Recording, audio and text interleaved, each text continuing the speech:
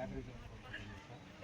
అదొకటి నెక్స్ట్ మనకి రోడ్డు వచ్చిందని గర్వం గురించి సార్. ఎందుకంటే అది మీ వల్లే సాధ్యం పడుతుందని